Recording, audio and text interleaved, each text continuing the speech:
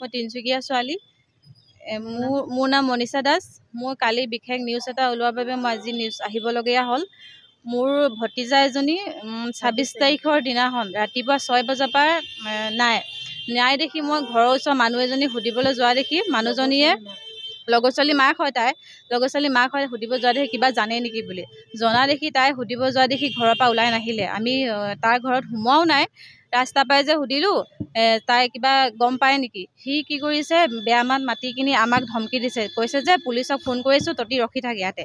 ৰখি থাক বুলি ক'লত সি আগফালৰ দৰ্জাখন মাৰি কিনি পিছফালৰ দৰ্জা হৈ কিনি লোকৰ ঘৰ বাৰী চকুৱা ভাঙি কিনি পলাইছে। পলাইলত আমি যে চিঞৰিলোঁ যে পলালে সেই বুলি ক'লত গাঁৱৰ ৰাইজ ওলাই আহিলত তাইক মানে চবেই মাৰপিট কৰিলে। সুধিলে যে কেলে হ'লে, আমাৰ এনেকৈ ছোৱালীজনী বিচাৰিছিলোঁ, তাই একো নোযোৱা নাই চিধা পলাইছে যে। তাকো নিজৰ হাজবেণ্ডো নহয়, লোকৰ মানুহৰ লগত থাকে। আৰু হিয়াৰ বোলে সেইবিলাক চৰিত্ৰই হয়, মানে লোকৰ হাজবেণ্ডৰ লগত থাকে আৰু মানুহজন মৰা 6 বছৰ হোৱা নাই। তাৰপিছত লগত থকা দেখি মানুহজনক সোধা হ'ল যে সি ক'লে যে মোৰ হাজবেণ্ড হয় যদিনো কেলে পলাব লাগে, সি কিবা এটা ভুল কৰিছে সেইকাৰণে পলাইছে। সি ভুলটো নথকা হ'লে কেতিয়াও নপলাই, লোকৰ চকুৱা দেখি ভাঙি আমাৰ লগত মুখামুখি হৈ কথা পাতিলেহেঁতেন। আমাক চিনি নোপোৱাও নহয়, চিনি পায় যে যোনজনী ছোৱালী হোৱালে আমাৰ ছোৱালীজনী তাৰ লগৰ মাক হয়। তাৰ ছোৱালীজনীৰ নাম মানসী হয়, আমাৰ ছোৱালীজনীৰ নাম জ্যোতিকা হয়। তাৰ একেখন স্কুলতে পঢ়িছিলে, সেনেকৈ আহ-যাহ হৈছিলে সিহঁতৰ ঘৰত।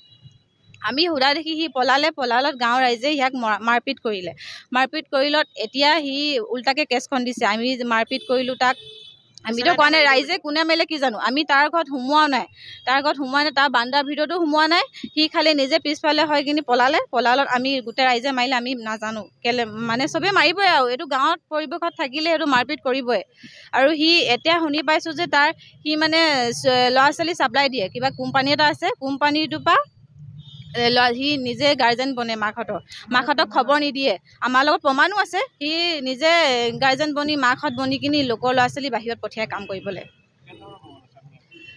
আমি যোনটো অফিচৰ পৰা তাইক পঠিয়াই, সি গাৰ্জেন বনি পঠিয়াই, সেইটো অফিচৰ আমাৰ কাগজ মানে দি পঠিয়াইছে, প্ৰমাণ দি পঠিয়াইছে যে এই গাৰ্জেন হৈ কিনি মানে পঠিয়াইছিলে। কোম্পানীটোৰ নাম SPR। এই কাগজ এখন লিখি দিছে, কোম্পানীটো নিজে লিখি দিছে, চাই লওক কাগজখন। এইটো বৰগুৰিত আছে, বৰগুৰি হাইস্কুলৰ ওচৰতে। মোৰ ভাগিন হয়, ভাবিছিলোঁ আমি হোষ্টেলত আছে, হোষ্টেলত পঢ়িছিলে। এতিয়া তাইলৈ গৈ যে খবৰ পাইছোঁ ছোৱালীজনী হয়, সুধিব গৈছিলোঁ, মানে যোনজনী ছোৱালী মানুহজনী ছোৱালীজনী তাতে থাকি মানে বাহিৰত পঠিয়াইছে। তাৰ খবৰ ল'ব যাওঁতে যে ওলাইছে যে আমাৰ ল'ৰাটো তায়ে গাৰ্জেন বনি পঠিয়াইছে। সেইটোতো কোনো কথা নহয়, সি গাৰ্জেন বনিবলৈ, সিহঁতৰ মাক জীয়াই আছে আৰু তাই লিখে সি লিখে খাৰিয়া, আমি লিখোঁ দাস। কেনেকৈ মিলিব সিয়াৰ টাইটেলটো আমাৰ লগত? কি কাম কৰে আমি নাজানো, মানে তাত বোলে 2 দিন ট্ৰেইনিং দিয়া হয়, ট্ৰেইনিং দি কিনি বাহিৰত পঠিওৱা হয়। কিন্তু মোৰ ল'ৰাটো যোনটো পঠিয়াইছে সেই ল'ৰাটো কিন্তু সেই কোম্পানীটোত বৰ্তমান সৌৰভজ্যোতি দাস মোৰ ল'ৰা হয়। সৌৰভজ্যোতি দাসে পলিটেকনিকেলৰ ছিট পাই লখিমপুৰ বিপুৰীয়া কলেজত পঢ়িছিলে। লখিমপুৰ বিপুৰীয়া কলেজৰ পৰা সি 7 দিনমানৰ কাৰণে ঘৰলৈ আহিছিলে। ঘৰলৈ অহাৰ পাছত এই মানুহগৰাকীয়ে কি কথা পাতিছিলে, কি কথা নাই পতা সেইটো গম নাপাওঁ।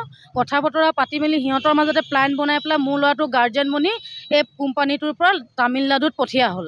এতিয়াহে গম পাইছোঁ যে তামিলনাডুত গ'ল, কিন্তু ল'ৰাটোৱে নিজে মোক হৰিকাইছে যে মা গাৰ্জেন বনিছে মানসীৰ মাক। আৰু আমি যিহেতু বৰগুৰি কোম্পানীটোলৈ গৈছিলোঁ, কোম্পানীটোতো কৈছে যে মানসীৰ ককায়েক হয় সৌৰভ। এতিয়া কেনেকুৱা ধৰণৰ কি কথা সেইখিনি, এই কথাটো বৰ্তমান আমি আমাৰ নিজৰ ভতিজাজনী বিচাৰি গৈহে আজি পৰহি আমি তামিলনাডু যোৱা নাই। মোৰ ল'ৰাটো তামিলনাডু গ'ল আজি 26 ডিচেম্বৰতে গ'ল। গম পোৱা নাছিলোঁ, মানে তামিলনাডু গ'ল বুলি আমি 2-3 সপ্তাহ পাছত সি নিজে মেছেজ এটা দিছিলে, কিন্তু তামিলনাডুত আছে বুলি আমি গম পালোঁ। কিন্তু তামিলনাডুলৈ যোৱাৰ যে গাৰ্জেন কোনোবা বনিছে বা তাক যে কোনোবা সহযোগ কৰিলে সেই কথাখিনি আমি মানে তেতিয়ালৈকে জনা নাছিলোঁ। আৰু যদি গৈছে বুলি গম পাই আমি যি কৰে কৰি থাকক বুলি এৰিও দিছিলোঁ খালি। কিন্তু এতিয়াহে গম পাইছোঁ যে তামিলনাডুত যোৱাত সহযোগিতা আছে।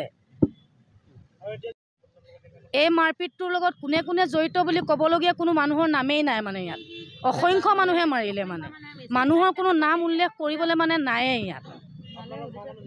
আমাৰ ঘৰৰ মানুহ বুলি জড়িত নাই, কিন্তু আমি আছোঁ।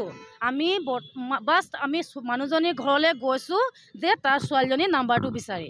তাৰ ছোৱালীজনীৰ নাম্বাৰটো বিচাৰি যাওঁতে সি ভিতৰৰ পৰাই কৈছে কি মোৰ ছোৱালীৰ কোনো সম্পৰ্ক নাই, মোৰ ছোৱালীৰ লগত কোনো ৰিষ্টা নাই, মোৰ ছোৱালীৰ কোনো মোবাইল নাই, মোৰ ছোৱালীৰ মোবাইল আছিলে মই ইনষ্টলমেণ্ট দিব নোৱাৰি ৰিপ্লাই কৰি লৈ ল'লোঁ বুলি ক'লে। সিমানটোৱে ক'লে।